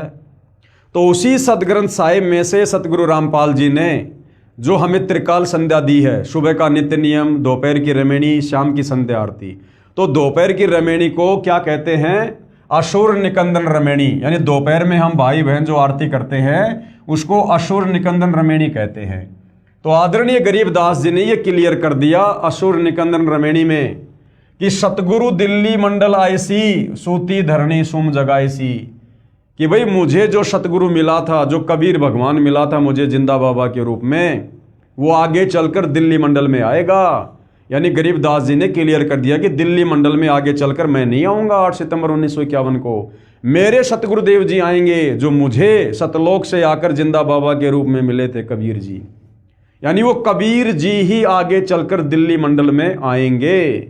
और भाई और बहनों, जो विशेष संदेश सतगुरु रामपाल जी ने अपने इसार जेल के दौरान बाहर हम आत्माओं के लिए भेजे थे, उस विशेष संदेश में भी सतगुरु रामपाल जी ने इस विषय को लेकर बिल्कुल क्लियर कर दिया है कि वर्तमान में तुम्हारे सतगुरु के रूप में, यानी सतगुरुदेव भगवान स्वयं के विषय में कह रहे हैं कि वर्तमान में वही कबीर भगवान गरीबदास जी का सतगुरु वर्तमान में तुम्हारा गुरु है, कि भाई गरीबदास जी के समय आए थे और वर्तमान में तुम्हारे सामने प्रत्यक्ष प्रकट है, पहचान सको तो पहचान लो। तो गरीबदास जी के समय कौन आए थे? खुद कबीर भगवान आए थे जिंदा बाबा के रूप में। और गुरुदेव कह रहे हैं कि जो गरीबदास जी के समय आए थे वही महापुरुष आज धरती पर तुम्हारे सामने प्रत्यक्ष प्रकट है तुम्हारे गुरु के रूप में, यानी सतगुरु रामपाल जी स्वयं वही जिंदा बाबा, वही कबीर भगवान है, जो बड़े सौभाग्य से आप और हमें सतगुरुदेव भगवान के रूप में नसीब हुए हैं। एक छोटा सा संदेश सतगुरु रामपाल जी परमेश्वर जी का सुनिएगा। तो क्या बताते हैं? उत्तर दक्षिण पूर्व पश्चिम फिरता दाने दाने लो, और सर्व कला सतगुरु साहिब की, हरि आए हरियाणे। गरीबदास जी के समय आए थे रिबारे भाई प्रगट सामने था, पहचाने जात पहचान लियो। गरीबदास जी के समय आए थे रिबारे भाई प्रगट सामने था, पहचाने जात पहचान लियो। गरीबदास जी के समय आए थे रिबारे भाई प्रगट सामने था, पहचाने जात पहचान लियो। तो भाई और बहनों, इससे भी ये क्लियर हो जाता है कि वर्तमान में सतगुरु रामपाल जी परमेश्वर स्वयं कबीर भगवान है, कबीर परमात्मा है। और गरीबदास जी ने तो क्लियर कर ही दिया कि सतगुरु दिल्ली मंडल आईसी, यानी मेरा सतगुरु कबीर भगवान आगे चलकर दिल्ली मंडल में आएगा, मैं गरीबदास नहीं आऊँगा। तो भगत प्रहलाद ने मर्दाने से जो कहा था वो सतगुरु रामपाल जी परमेश्वर जी के लिए है। संत गरीबदास जी ने अपनी अमृतवाणी असुर निकंदन रमेणी में कहा है कि सतगुरु दिल्ली मंडल आईसी, यानी मेरा सतगुरु कबीर आगे चलकर दिल्ली मंडल में आएगा, यानी गांव धनाने में प्रकट होगा। और सूती धरनी सुम जगाईसी, भावार्थ है कि संत गरीबदास जी के सतगुरु पूज्य कबीर साहिब जी थे। पुराना रोहतक जिला सोनीपत, रोहतक तथा झज्जर को मिलाकर एक जिला रोहतक था, दिल्ली मंडल में लगता था। यह किसी राजा के अधीन नहीं था, अंग्रेजों के शासनकाल में दिल्ली के अधीन था। संत गरीबदास जी ने स्पष्ट किया है कि सतगुरु यानी परमेश्वर कबीर जी दिल्ली मंडल में आएंगे। तो दिल्ली मंडल में वर्तमान में कौन आए? सतगुरु रामपाल जी आए। तो गरीबदास जी के सतगुरु यानी कबीर भगवान ही स्वयं 8 सितंबर 1951 को सतगुरु रामपाल जी के नाम से प्रकट हुए हैं। दिल्ली मंडल में आएंगे, भक्तिहीन प्राणियों को जगाएंगे, सूती धरनी सोम जगाईसी, और शत भक्ति कराएंगे। ध्यान रहे, कबीर सागर में काल के दूतों ने मिलावट करके सत्य को न जानकर अपनी अटकलबाजी से असत्य प्रमाण दिए हैं। उसका नाश करने के लिए परमेश्वर कबीर जी ने अपने अंश अवतार संत गरीबदास जी द्वारा यथार्थ ज्ञान प्रचार करवाया है, जो संत गरीबदास जी की अमृतवाणी रूप में है। इसी बात की पुष्टि कबीर सागर के संपादक कबीर पंथी श्री युगलानंद बिहारी जी की उस टिप्पणी से होती है जो उन्होंने अनुराग सागर तथा ज्ञान सागर की भूमिका में की है, और कहा है कि कबीर पंथियों ने ही कबीर पंथ के ग्रंथों का नाश कर रखा है। अपने अपने मत अनुसार फेर बदल करके अपने मत को जोड़ा है। मेरे पास अनुराग सागर तथा ज्ञान सागर की कई प्रतियां रखी हैं जिनमें से एक दूसरे से मेल नहीं खाती हैं। सतगुरु रामपाल जी महाराज का जन्म, लेखक के अनुसार जन्म, और जब ये ज्ञान समझ में आएगा तो उसके अनुसार अवतरण। सतगुरु रामपाल जी महाराज का अवतरण श्री नंदराम जाट के घर 8 सितंबर 1951 को गांव धनाना, जिला सोनीपत, उस समय जिला रोहतक में हुआ था, जो वर्तमान हरियाणा तथा पंजाब प्रांत मिलकर उस समय एक ही पंजाब प्रांत था।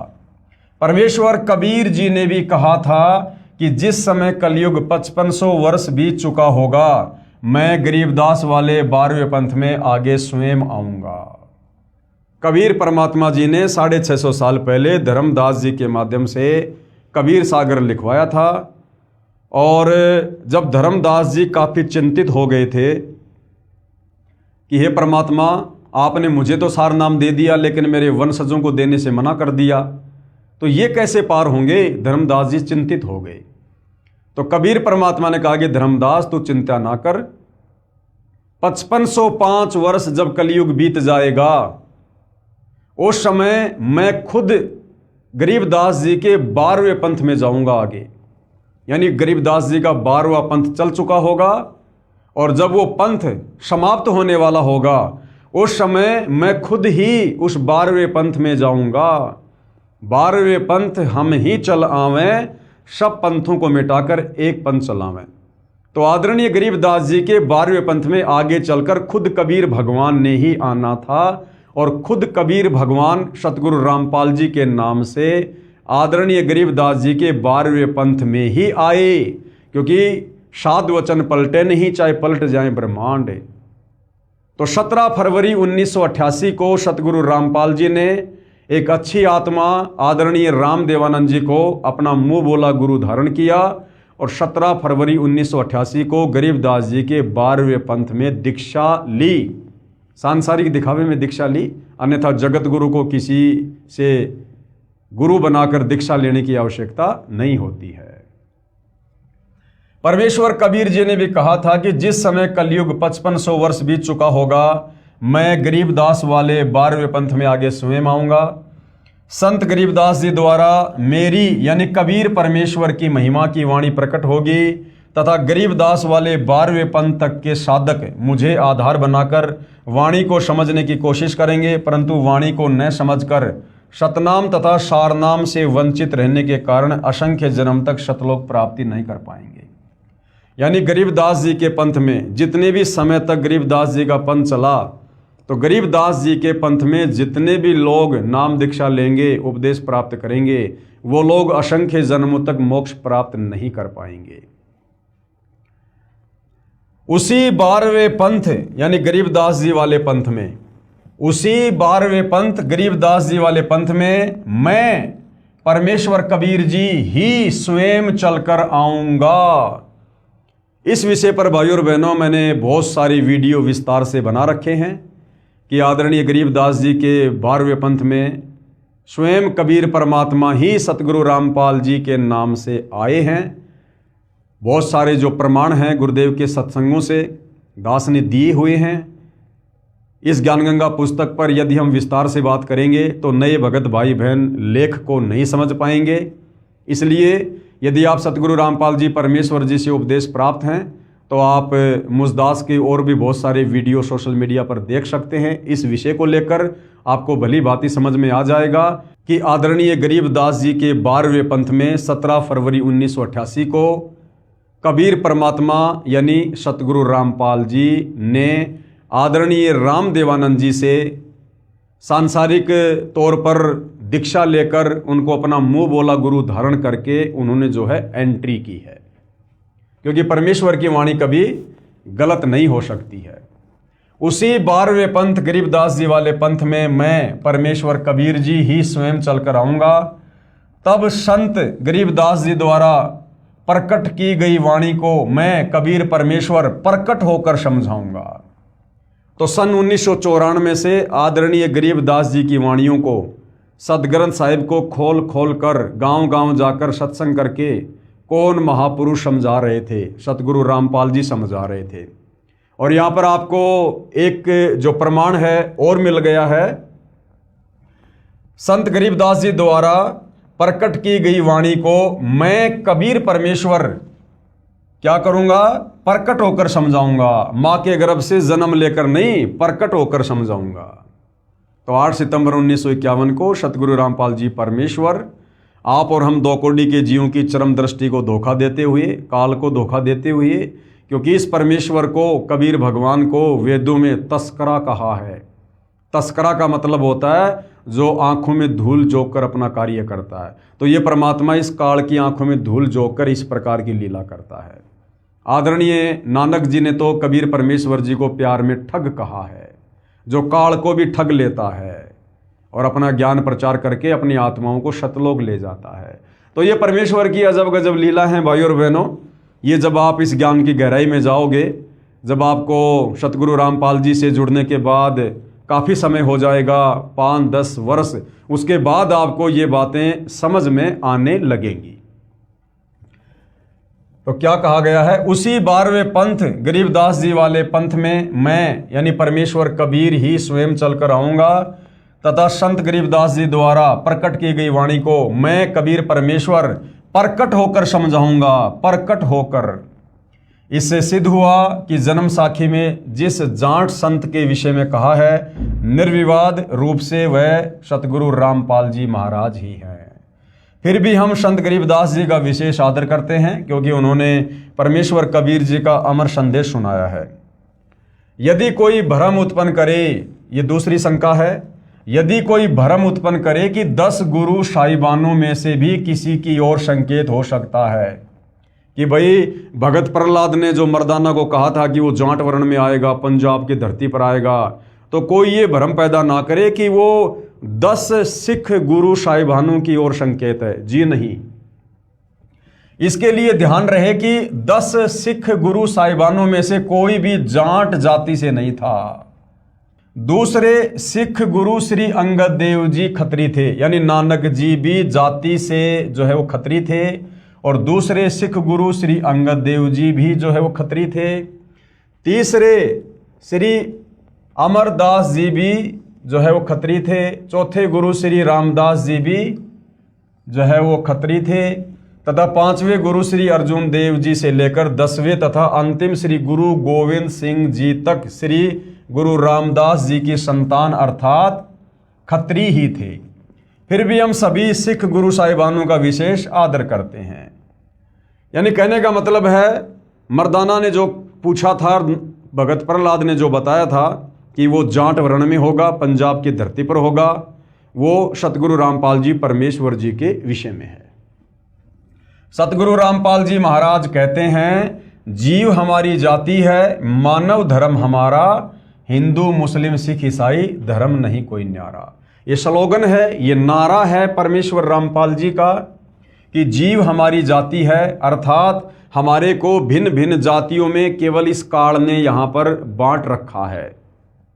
असल में हम सब की एक ही जाति है कि हम सब जीव हैं और हमारी किसी प्रकार की कोई औकात नहीं है, हम जीव हैं। और मानव धर्म हमारा, अर्थात मानवता से बढ़कर, इंसानियत से बढ़कर दूसरा कोई धर्म नहीं है।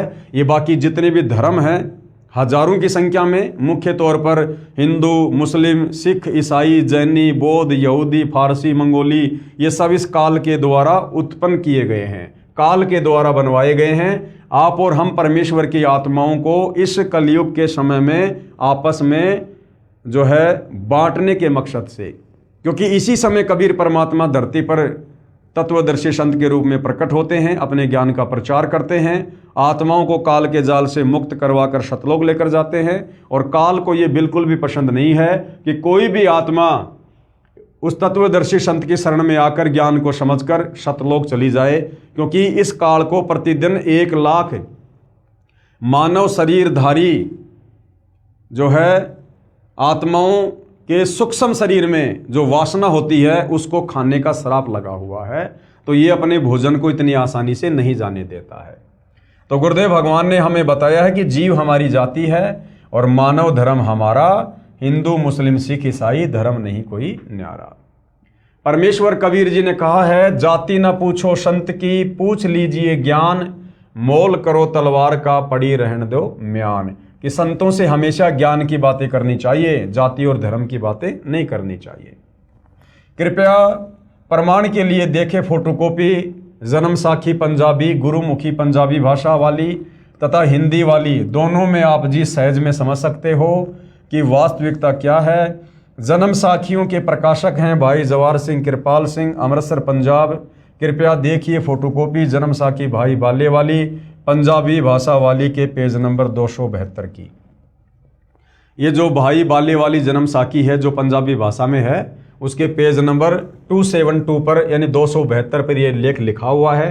दास को तो पंजाबी भाषा आती नहीं है, आप जी देख सकते हैं। हम सीधा इसकी हिंदी वाले एडिशन पर चलेंगे। कृपया देखें फोटोकॉपी जन्म साखी भाई बाले वाली हिंदी वाली के पेज नंबर 305 पर। तो ये लेख यहाँ पर साफ साफ लिखा हुआ है, भाई बाले वाली पेज नंबर 305। तब भगत प्रहलाद ने कहा, हे नानक देव, आपको इस कलयुग में बड़ा भगत बनाया है, आपकी ही संगति से अनेकों प्राणियों का भला होगा और आपका अनंत प्रताप होगा। तब मर्दाने ने कहा, हे भगत प्रहलाद जी, आप भी तो परम भगत हैं तथा भगवान ने आपके लिए ही अवतार धारण किया था। मर्दाने ने क्या कहा प्रहलाद जी को कि आप भी तो परम भगत हैं तथा भगवान ने आपके लिए ही अवतार धारण किया था। यानी भगत प्रहलाद जी, आप भी तो त्रेता युग में महान भगत हुए हैं और भगवान ने नरसिंह अवतार आप ही के लिए तो धारण किया था। आप भी तो परम भगत हैं तथा भगवान ने आपके लिए ही अवतार धारण किया था। प्रहलाद जी ने कहा, हे भाई मर्दाना, इस स्थान पर या तो कबीर पहुंचा है और यह गुरु नानक आया है। यहाँ आना कोई आसान यानी कोई सुगम कार्य नहीं है। एक और महापुरुष होगा जो पहुंच सकेगा, यानी मेरे लोक में एक और महापुरुष होगा जो आ सकता है। मर्दाने ने कहा, हे भगतवर, वह पुरुष कौन और कब होगा? प्रहलाद ने उत्तर दिया, जब गुरु नानक देव यहाँ आएंगे तो इनके 100 वर्ष पश्चात, यहाँ पर सैकड़ों वर्ष था लेकिन लेखक ने यहाँ पर 100 वर्ष लिखा है जो गलत है। तो इनके सैकड़ों वर्ष पश्चात आएगा, अर्थात यहाँ केवल 3 आदमी ही आने हैं। ये आदमी जो शब्द है ये गलत है, ये किसी भी महापुरुष के लिए आदमी शब्द यूज नहीं किया जाता है। एक तो भगत कबीर अब देखो, जो भगत प्रहलाद है वो अपनी ज्ञानहीनता के चलते, अपनी अज्ञानता के चलते, तत्व ज्ञान ना होने के कारण, और परमात्मा जी को क्या कह रहा है? भगत। एक तो भगत कबीर और दूसरे श्री गुरु नानक देव जी, इनके पश्चात वह तीसरा आएगा। तब मर्दाने ने कहा, हे प्रहलाद जी, कबीर जी तो जुलाहा था और नानक देव जी खत्री हैं, परंतु वह तीसरा किस जाति का होगा? उत्तर में प्रहलाद जी ने कहा, हे मर्दाना, पंजाब की धरती, और वर्ण उसका जाट होगा। वर्ण क्या होगा? जाट होगा, जाट वर्ण में होगा। तथा नगर बटाला, ये बरवाला था भाई और बहनों, बटाला नहीं, तथा नगर बरवाला होगा। उस समय मर्दाना गुरुजी के चरण, फिर आगे लेख समाप्त हो जाता है। अब यहां पर किसी ने सवाल किया सतगुरु रामपाल जी के भक्तों से, प्रश्न, एक संस्कृत के विद्वान शास्त्री ने कहा कि आपके गुरु सतगुरु रामपाल जी महाराज संस्कृत नहीं पढ़े हैं। आप कहते हो कि उन्होंने श्रीमद् भगवद गीता का यथार्थ अनुवाद करके भक्तों को बताया है, यह कभी नहीं हो सकता। तो भगत ने क्या उत्तर दिया? सतगुरु रामपाल जी महाराज के भगत ने उत्तर दिया, शास्त्री जी, उसी को तो परमेश्वर का अवतार कहते हैं, जो भाषा का ज्ञान ना होते हुए यथार्थ अनुवाद कर दे। क्योंकि परमेश्वर सर्वज्ञ है, सर्वज्ञ यानी सब कुछ जानने वाला, वो हर भाषाओं को जानता है। उन्हीं गुणों से युक्त उसका भेजा हुआ अवतार होता है। वह अवतार सतगुरु रामपाल जी महाराज जी हैं। जबकि इस ज्ञान की गहराई में जाने के बाद पता चलेगा कि सतगुरु रामपाल जी किसी के अवतार नहीं हैं। सतगुरु रामपाल जी स्वयं कबीर भगवान हैं, सर्वज्ञ हैं, और ये स्वयं ही सतलोक से अवतरित हुए हैं। आप तो केवल वेदों और गीता के अनुवाद से ही अचंभित हैं। सतगुरु रामपाल जी महाराज ने तो बाइबल तथा कुरान को यथार्थ रूप में बताया है, जिसे ईसाई धर्म के वर्तमान के फादर व पादरी तथा मुसलमान धर्म के मुल्ला व काजी भी नहीं समझ सके। तो भाइयों और बहनों, ये पवित्र पुस्तक ज्ञान गंगा, इस पवित्र पुस्तक ज्ञान गंगा में सर्व धर्म शास्त्रों से प्रमाणित यथार्थ ज्ञान है। आज से पहले हमने केवल अज्ञान ही सुना था, अज्ञानी धर्मगुरुओं की मनमुखी भक्ति वाली बातें, शास्त्रों वाली बातें हमने सुनी थी। अब जब हमारे सामने ये प्रमाणित ज्ञान आएगा तो आत्मा एकदम से तो स्वीकार नहीं करती है, लेकिन यदि हम थोड़ा सा धैर्य रखेंगे, थोड़ी रुचि लेंगे और परमपिता परमेश्वर जी से यदि हम अरदास करेंगे सद्बुद्धि की, तो भाई और बहनों, अवश्य हमें यह तत्व ज्ञान समझ में आएगा, जो तत्व ज्ञान हमारे ही धर्मशास्त्रों में था। लेकिन हमारे ज्ञानहीन काल प्रेरित धर्म गुरु हमें शास्त्रों से इस ज्ञान को निकाल कर नहीं दे पाए और हमें यथार्थ भक्ति और भगवान से दूर रखा, अपरिचित रखा, जिसका खामियाजा हम युगों युगों से भुगत रहे हैं। ना जाने कितनी बार हमने लक 84 योनियाँ भोगी हैं, कितनी बार हम स्वर्ग में गए, हम नरक में गए, असहनीय पीड़ाओं को भोगा, मोक्ष ना होने के चलते। क्योंकि शास्त्र विधि को त्याग कर शास्त्र विरुद्ध साधना करने के चलते, मनमुखी मंत्रों का जाप करने के चलते, ब्रह्मा विष्णु महेश काल दुर्गा या अन्य देवी देवताओं की भक्ति पूजा करने के चलते हमारा मोक्ष नहीं हो सकता है। तो भाइयों और बहनों, आज वो समय आ गया है। ये कलयुग की बिचली पीढ़ी है, मोक्ष का प्राइम टाइम है। आप और हमारे पास में गोल्डन चांस है। परमात्मा कबीर देव स्वयं सतगुरु रामपाल जी के नाम से धरती पर प्रकट हैं, जगत गुरु की भूमिका कर रहे हैं, तत्वदर्शी संत की भूमिका कर रहे हैं। हमने थोड़ा सा धैर्य रखना है, निष्पक्ष होकर हमने उनके ज्ञान को थोड़ी रुचि लेकर समझना है।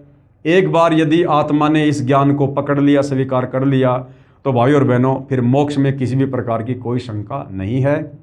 और जैसे जैसे आपको ज्ञान समझ में आ जाता है, और यदि आप नाम दीक्षा लेने के इच्छुक हैं, तो शतलोक आश्रम के मोबाइल नंबरों पर संपर्क कीजिएगा, या शतलोक आश्रम की वेबसाइट है www.jagatgururampalji.org।